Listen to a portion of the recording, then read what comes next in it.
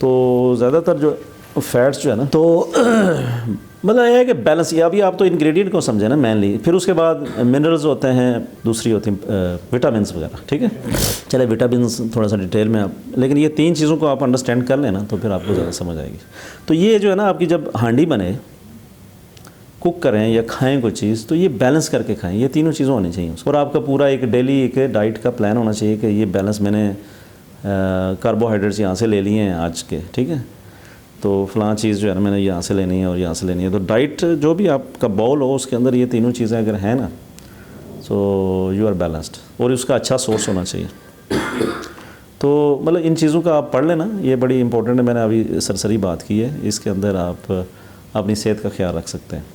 दूसरा ये है कि आपकी जो ये तो फूड हो गया ना, फूड के अंदर जैसे मैंने कहा ऑक्सीजन भी तो है ना इम्पोर्टेंट, या पानी है, पानी की इनटेक जो है ना हाईली होनी चाहिए। और हम बहुत, मैंने देखा है कि हम इस चीज़ को अंडर एस्टिमेट कर कि पानी है जी इसका कुछ नहीं है। बॉडी में 70% पानी होता है, मोर देन 70%, ऐसे ही है ना। तो अगर आपकी पानी की इनटेक नहीं है तो हर चीज़ खुश्क हुई होगी, ठीक है ना। बस जहाँ से खाना खाएंगे ना तो बस ऐसे ही ना ऊपर से गुजर जाएगा, ठीक है, अंदर नहीं जाएगा, मतलब अंदर रगों में नहीं जाएगा, सही तरीके से नहीं जाएगा। पानी के अंदर है चीज़, पूरी बॉडी के अंदर पानी अच्छा मिकदार में है, तो आप जो भी चीज़ खाएंगे ना वो ट्रैवल करेगी एंड तक सेल्स के अंदर, नहीं तो वो बस आया, बस मैदे में गई और बस गई है, तो उसका कोई फ़ायदा नहीं होगा। तो पानी की इनटेक आई थिंक जो रिकमेंड करते हैं कि दिन में कम से कम 12 गिलास पीना चाहिए। तो जब आप इन चीज़ों का ख्याल रखेंगे, अच्छा पानी के अंदर फिर क्या होता है, ऑक्सीजन भी होती है, और सबसे ज़्यादा इंपॉर्टेंट जो बॉडी की ज़रूरत है ना वो अच्छी ऑक्सीजन है। कुछ लोग, मैं एक दफ़ा यूट्यूब पे गया हूँ, तो एक दफ़ा एक बाबा था, पता नहीं इंडियन कोई योगी बाबा था ना, तो वो कहने लगा कि मैंने 70 ईयर्स हो गए, उसने क्लेम किया, आई डोंट नो है किस क्लेम उसका सही था या नहीं, लेकिन बात में हम प्रिंसिपल देखते हैं ना कि वो कहता है कि जी 70 ईयर्स हो गए मुझे, तो मैंने कुछ खाया नहीं है, यानी ठोस गज़ा नहीं खाई। तो मेरा ख्याल है वो पानी का भी कह रहा था कि पानी भी नहीं पिया शायद, है। बड़ा हैरान हुआ कि बंदा कैसे, तो लेकिन उसको वो टेस्ट के लिए उसने जो क्लेम किया तो उसको लेके गए हॉस्पिटल में रखा उसको 1 मंथ के लिए, तो उसने वाकई कुछ नहीं खाया, लेकिन उसकी बॉडी बिल्कुल ठीक थी, सब ठीक। लेकिन बहुत ही ज़्यादा आप स्पिरिचुअलिटी की तरफ जब जाते हैं ना, जो ऑक्सीजन है ना, इसके सारे आप ज़िंदा रह सकते हैं, एज लॉन्ग एज कि आपको चीज़ों की समझ हो, कैसे करना है कैसे नहीं करना, ठीक है।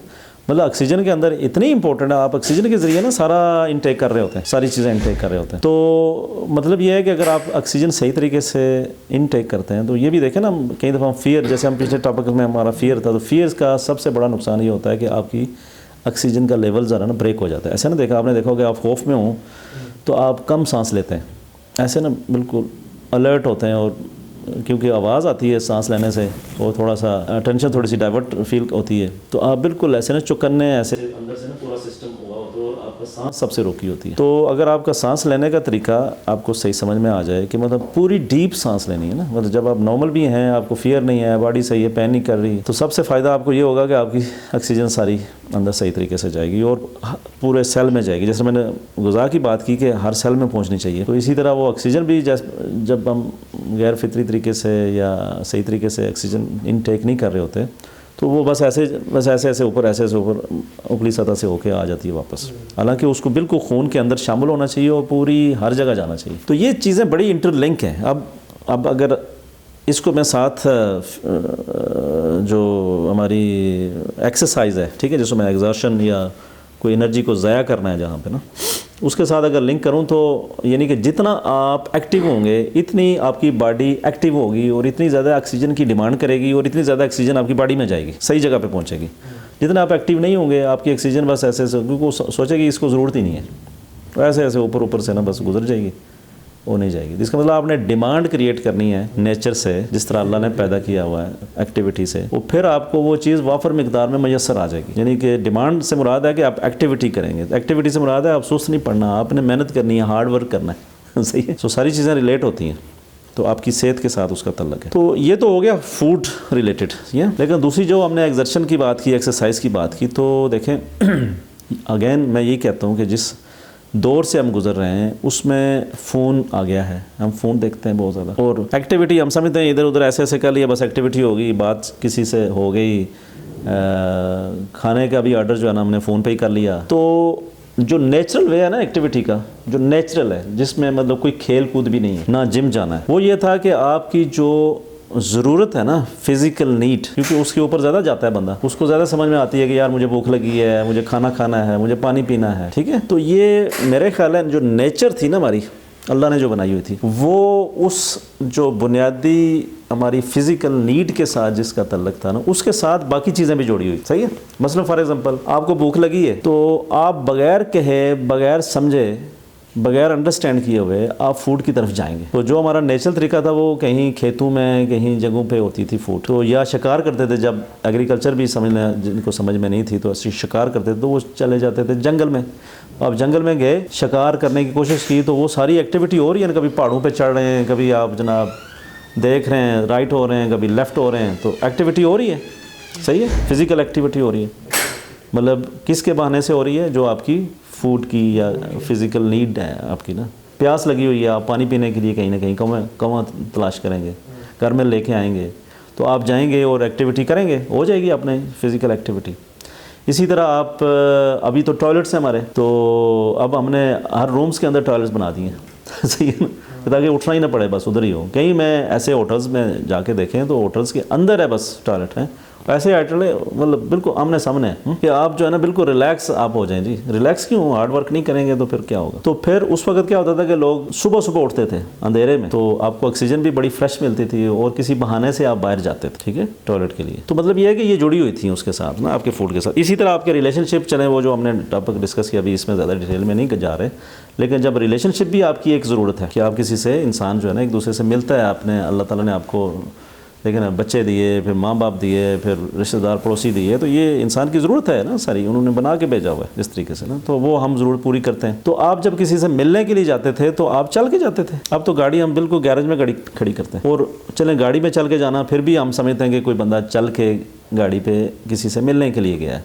आजकल तो हमारा फ़ोन है, व्हाट्सएप है, तो हमारा वो बस उधर से हम बैठे बैठे हम देखते हैं, अच्छा ठीक है बात हो गई है, मुलाकात हो गई है, बातें डिस्कस, और क्या करना है। लेकिन फिज़िकल एक्टिविटी बीच में से कट ऑफ हो गई। अब अगर वो फिज़िकल एक्टिविटी आप नहीं करेंगे तो आपका जिस्म जो है ना वो आपकी सेहत ख़राब होगी। तो फिज़िकल एक्टिविटी, जब हम आर्टिफिशियल इन्वायरमेंट में अभी रह रहे हैं कि जिसमें हम नेचुरली फ़िज़िकली कोई एक्टिविटी नहीं कर रहे, सही, तो उसके लिए फिर मैं यही है कि आप जिम में जाएं और अपनी बॉडी के पूरे मसल्स को यूज़ करें। अब वो जो एक्सरसाइज है ना, उसके भी 3 पार्ट्स हैं। अब ये सारा नॉलेज आपको चाहिए क्योंकि आप आर्टिफिशियल ज़िंदगी में गुजारा कर रहे हैं ना, तो आपको पता होना चाहिए कि मेरी बॉडी की क्या नीड है। वो जो आप रिसर्च भी देखें कि बहुत सारी जगहों पर ये चीज़ बिल्कुल वाज़ेह है कि 3 तरह की एक्सरसाइजेज आपको चाहिए होती हैं। एक है जिसमें स्ट्रेंथ आती है, जैसे ना वो स्ट्रेंथ आती है, और स्ट्रेंथ कब आती है? जब आप किसी चीज़ को बार बार रिपीट करते हैं, वेट उठा के रिपीट करते हैं, तो उसमें क्या होता है कि वो आपकी स्ट्रेंथ बनती है, यानी कि एग्जॉस्ट करते हैं और बॉडी जो है ना वो बाहर से एक्सटर्नली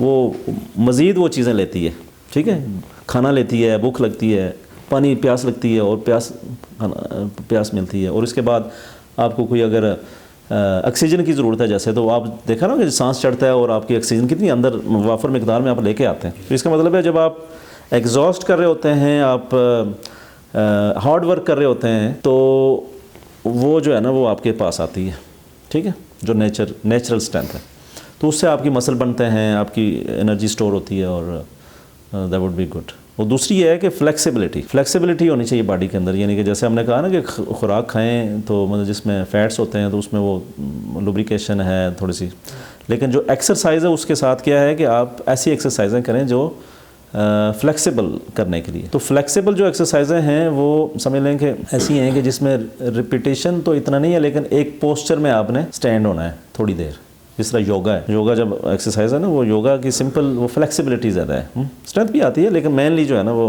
फ्लेक्सिबिलिटी। जैसे आप एक पोस्चर है कि उस पोस्चर पे आपने 2 मिनट रहना है या 1 मिनट रहना है, ठीक है, फिर ऐसे छोड़ना है, ठीक है, फिर 2 मिनट रहना है, फिर इसमें रहना है, उसमें स्ट्रेंथ भी आएगी राइटली, लेकिन ये है कि आपकी फ्लेक्सिबिलिटी भी बनेगी। तो तीसरी जो चीज़ होती है वो है फ्लेक्सिबिलिटी, स्ट्रेंथ, और तीसरी है हार्ट की, जो है ना हार्ट की जो है इसको कहते हैं कौन सी, कार्डियो, ठीक है।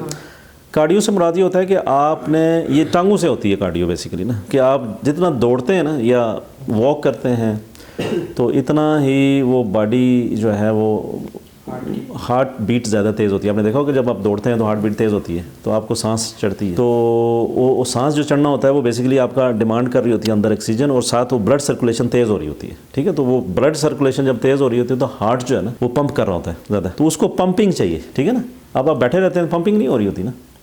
ठीक है, तो वो जब आप दौड़ते हैं थोड़ी सी हल्की फुल्की एक्सरसाइज, ठीक है, तो वो जब आपको सांस चढ़ता है तो वो मतलब पंप होता है, तो वो हेल्थ, हार्ट की हेल्थ बनती है। तो हार्ट की हेल्थ के लिए वो तीसरी कार्डियो हो जाती है। तो इसलिए देखें ना कि इसमें रिकमेंडेड ये है कि आप 120, आप एज के मुताबिक ही होता है, मतलब एक जनरल एक एवरेज एज जो है अच्छी, उसमें 120 यानी बीट करना चाहिए उसको, हार्ट को 120 time in A second, in a minute, sorry in a minute. ठीक है, तो वैसे तो हमारा देखें ना 70 या 80 पे होता है, तो आपने आधा घंटा एटलीस्ट इन ए डे आपकी हार्ट बीट 120 तक जानी चाहिए। तो ये होगी हमारी, समझ लें कि एक्सरसाइज के हवाले से। ठीक है, अब ये चीज़ जो है अचीव करनी है, तीनों चीज़ें मैंने बता दी हैं। ये तो जिम में जाके भी अचीव हो सकती हैं, ये आप खेल के भी हो सकती हैं। आप कोई गेम किसी में जाते हैं या क्रिकेट खेलते हैं, फुटबॉल खेलते हैं, तो वो मैं ज़्यादा समझता हूँ कि ज़्यादा नेचुरल अगर किसी गेम में जाते हैं, ठीक है, उससे ज़्यादा नेचुरल, जैसे मैंने आपको ऑलरेडी बता दिया कि अपनी ज़रूरतों के मुताबिक अपनी लाइफस्टाइल को इस तरीके से एडजस्ट कर दें कि मैं जैसे ऑफिस में आता हूँ तो मतलब गाड़ी में आता हूँ, तो मुझे चाहिए कि मैं पैदल आऊँ। अब मुझे कोई ग्रोसरी लेनी है तो मैं चाहूँगी मैं जाके ग्रोसरी जाके खुद लूँ और वहाँ से इंटरेक्ट भी हूँ और लोगों वहाँ से उठाऊँ भी सामान और ख़ुद लेके घर में आऊँ। तो लगता तो ऐसा है कि ये बड़ी लंबी एक्टिविटी है, ऐसा नहीं है, लेकिन अगर आप ओवरऑल देखेंगे तो ये शॉर्टेस्ट है, ये शॉर्टेस्ट है। वक्ती तौर पर आपको लग रहा है कि मैं ज़्यादा ये काम कर रहा हूँ, लेकिन बेसिकली आपने जिम में जाना है। अगर जिम नहीं जा रहे या कोई उधर भी तो टाइम ज़ाया करेंगे ना, या उधर कहीं एक्सरसाइज नहीं कर रहे या कोई गेम नहीं खेल रहे तो करेंगे। अगर ये भी कुछ भी नहीं कर रहे, चले यहाँ से भी टाइम जाना, आप बीमार हो जाएंगे। आपकी एज अगर 100 ईयर्स होनी चाहिए थी तो आप 50 में मर गए या 60 में मर गए, तो इसका मतलब 40 ईयर्स जो है ना आपने वेस्ट कर दिए ना एटलीस्ट। चलो मौत तो अल्लाह ताला के, लेकिन क्वालिटी ऑफ लाइफ की मैं बात करता हूँ कि वो ऐसी होगी। तो इसलिए जो है वो हेल्थ को बहुत ही इंपॉर्टेंस देनी चाहिए। तो ये होगी हमारी फिजिकल हेल्थ। तो अगर सिर्फ फिजिकल हेल्थ का ख्याल रखा जाए, जो कि हम अक्सर अगर कोई समझ भी आती है, तो सिंपल फिजिकल हेल्थ का ख्याल रखें, और हम दूसरी चीज़ों को हम समझते हैं कि ये इट्स नॉट, ये कुछ और है, चलें ये मौका मिला तो कर लेंगे, नहीं तो नहीं करेंगे। तो दूसरी जो चीज़ें हैं वो इस फिजिकल हेल्थ को ज़्यादा डैमेज या सही करती है। जैसे हमने फिर अभी बात करें अगर, तो मेंटल हेल्थ जो है, अच्छा मेंटल हेल्थ क्या चीज़ है? बेसिकली ये जो माइंड के अंदर आपने देखा हुआ है ना कि ये एक चीज़ है ना कि जो ऐसे एक मसल है एक ना पूरा, अगर वो हिल नहीं रहा, वहाँ पे ब्लड सप्लाई सही तरीके से पहुँच नहीं रही और वो सही तरीके से प्रॉपरली यूज़ नहीं हो रहा, तो मतलब वीक होगा, डिप्रेशन में चला जाएगा, कोई आपको बात समझ में भी नहीं आना शुरू होगी, स्ट्रेंथ नहीं होगी उसकी सबसे अच्छी एक्टिविटी ये है कि आप बुक रीडर बने। ठीक है, बुक रीडर बने, और जितनी बुक्स रीड करेंगे इतना आपकी माइंड स्ट्रेंथ होगी। आपने देखा होगा कि जितने भी सक्सेसफुल लोग हैं दुनिया के अंदर, उनकी सबसे जो कॉमन एक एक्टिविटी होती है ना, वो बुक रीडिंग होती है। अच्छा, हम समझते हैं कि वो पता नहीं नॉलेज के लिए पढ़ते हैं, नॉलेज भी होता है नो डाउट, लेकिन नॉलेज भी इंपॉर्टेंट है। आपको एक मैन नॉलेज तो चाहिए ना ज़िंदगी गुजारने के लिए, लेकिन वो उसको सिंपली पढ़ना भी असल में उसकी एक्सरसाइज है। सिंपली आप बुक्स ऐसे पढ़ते जा रहे हैं, आपको ऐसा एक टाइम आ जाएगा कि आप एक दिन में एक बुक ख़त्म कर देंगे। ठीक है, कहीं दफ़ा महीने में नहीं ख़त्म होती, फिर हफ्ते में नहीं होती, फिर जब आप बहुत अच्छे रीडर बन जाते हैं तो मतलब ये एक दिन में ख़त्म कर देते हैं। तो बुक रीडिंग जो है ना, ये देखें ना हमारे इस्लामिक तरीके से भी अगर आप देखें कि जो सबसे पहली आयत आई थी वो यही आई थी ना, इक़रा बिस्मि रब्बिकल लज़ी खलक़ल इंसान। तो मतलब ये है कि वो रसूल सल्लल्लाहु अलैहि वसल्लम को कहा गया कि आप पढ़ें अल्लाह के नाम से। उन्होंने कहा मैं पढ़ा लिखा नहीं हूँ, उन्होंने कहा फिर भी पढ़ें। तो पढ़ना जो है ना ये एक बुनियादी चीज़ है। अच्छा, आप समझते हैं कि कई दफ़ा होता है ना बंदा कि यार मैं पढ़ा लिखा नहीं हूँ और मैं नहीं, तो कैसे पढ़ूँ?